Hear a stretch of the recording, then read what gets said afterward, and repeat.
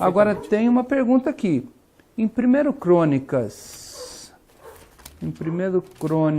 23, verso 5, diz assim, ele estava separando os levitas, tá? Então, 1 Crônicas 23, 25, 23, verso 5. Ele separou 4.000 levitas para serem guardas das portas e 4.000 para louvarem o Senhor com os instrumentos musicais que Davi havia preparado com esse propósito. Ora, então Davi, que era músico por excelência, preparou os instrumentos. Preparou, exatamente. Davi fabricava instrumento, ele criava instrumento. Não é? Isso indica claramente que Davi era um músico que estava além das queixas. Certo. Agora, a decisão de quais instrumentos seriam esses não foi dele. Eu acho que esse é o ponto importante aqui. Isso indica pelo menos uma coisa. A gente não pode tornar esse assunto dos instrumentos com desdém ou com indiferença. Claro. Não. Não pode. Certeza. Porque se o próprio Deus fez questão de separar, dizer quais os instrumentos... Olha, existiam muitos instrumentos na época. E Davi, ele era um especialista nisso. Porque Deus não permitiu que ele escolhesse. Será que Deus não está querendo nos ensinar um princípio em cima disso? Um detalhe, olha. Deus não permitiu que Moisés escrevesse o autógrafo dos 10 mandamentos. Agora, por que Deus não permitiu que Moisés escrevesse o autógrafo dos 10 mandamentos? E eu faço a mesma aplicação aqui, porque Deus não permitiu que Davi escrevesse aqueles instrumentos. Os 10 mandamentos é o único texto não inspirado da Bíblia, né? De fato, porque não é inspirado pelo próprio Deus. O próprio Deus que escreveu, ele não inspirou alguém para escrever. É verdade. E aqui da mesma forma, então, o próprio Deus dá a instrução necessária de quais instrumentos seriam usados no templo naquela época. Exatamente. Agora, por que, a pergunta que surge agora é por que o tambor ficou de fora? Essa é a pergunta e que muitas pessoas inculcam com ela. Bom, o nosso objetivo, assim como o meu, não é demonizar instrumento nenhum. Não acho que exista instrumento do diabo, não acho. Eu acredito que as instruções que Deus nos deu a respeito deste assunto, inclusive, é apenas para nos ajudar a ter cautela e prudência e maturidade para saber lidar com os problemas. E se o tambor ficou ausente, tanto naquela descrição do transporte da arca para Jerusalém... Lá em 1 Crônicas 13 e 15. Exatamente. Tanto a ausência ali quanto aqui no templo, ela não nos ensina que o tambor é demoníaco. Mas ela nos ensina o princípio do bom senso. Podemos dizer, então, que seria o princípio da cautela, o princípio de que esse instrumento pode causar efeitos perigosos ao enfatizar mais o elemento rítmico da música do que os elementos melódicos e harmônicos. Porque a gente pode lembrar que os instrumentos que existiam no templo, qual eram? Eram a trombeta, que era usado para convocações, eram o alaúde e a harpa, sendo os dois instrumentos de cordas. Algumas versões trazem saltério ou cítaras, que eram instrumentos de cordas dedilhadas, tanto o alaúde quanto a harpa. Na verdade, alaúde é um nome arábico que veio surgir bem depois desse nome, né? O nome original ali é outro, mas era um tipo de uma cítara e um instrumento maior que era a harpa. E o símbolo, que eram 2 pequenos pratos de metal que eram tangidos pelos dirigentes da música como sinal para os músicos da finalização das frases, começo de outras frases, como alguns autores defendem. Então, esses eram os instrumentos. Eu estava em mente aqui o princípio da reverência e da reflexão.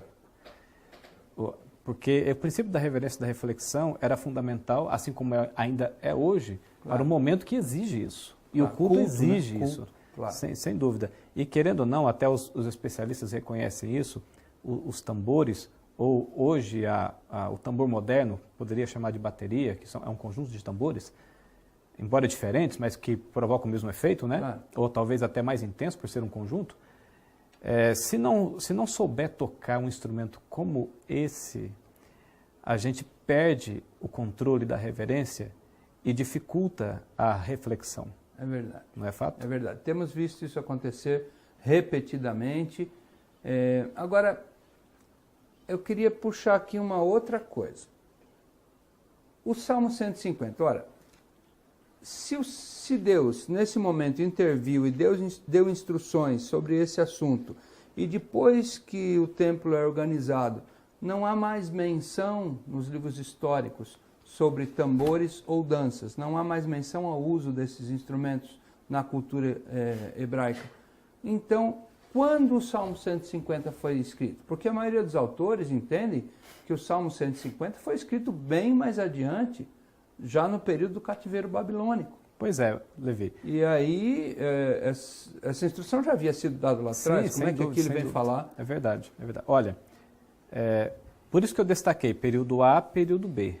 O período A é esse que cobre antes da intervenção de Deus, onde era muito comum o uso de tambores e danças.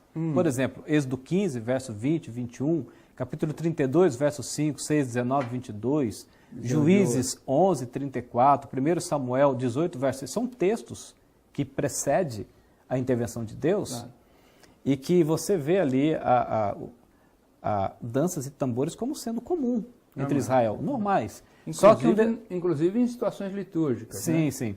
No entanto, quando Deus faz a sua intervenção, organiza o serviço levítico, a música, a liturgia, e também impede que entre para o templo o tambor, a partir desse momento, que é o que chama de período B, você não vê mais nenhum tipo de menção a tambores e danças. Ok.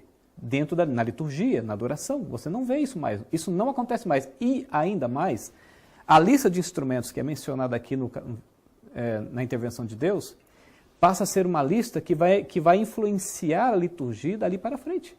Por exemplo, quando Israel retorna do exílio babilônico, ali naquele louvor, naquela adoração, a mesma lista do instrumento descrita aqui, na intervenção de Deus, é a que é utilizada lá.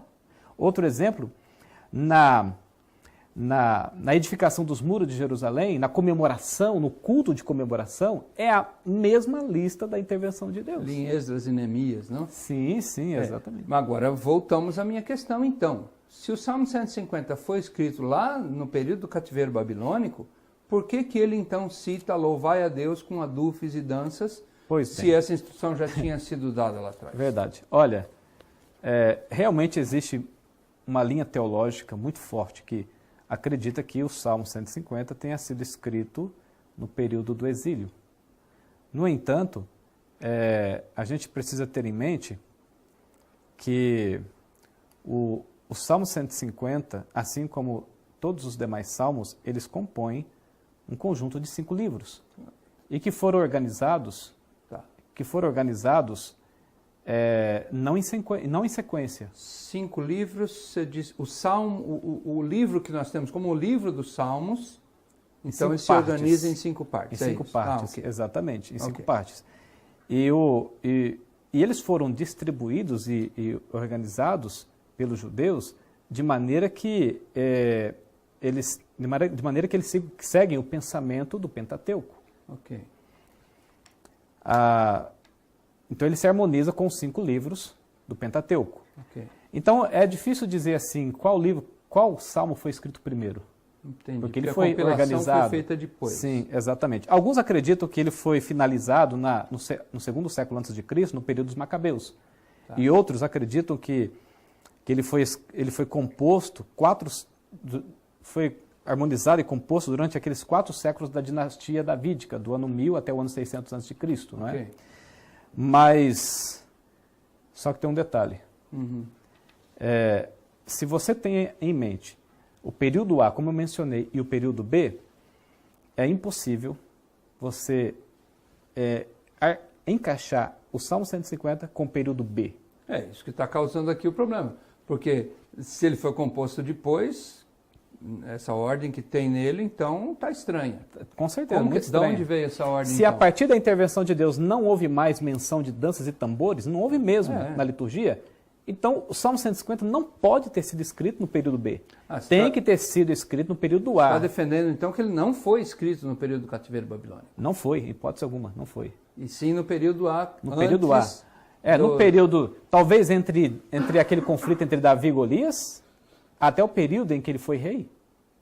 Tem que ser nesse período, antes da intervenção de Deus, porque a partir da intervenção de Deus, danças e tambores não acontecem mais. Mas nem todos os salmos foram escritos por Davi. Verdade. Na maçorética hebraica, no hebraico maçorético, foram 73 salmos. E, no entanto, na Septuaginta, são 88 que aparecem como autoria de Davi.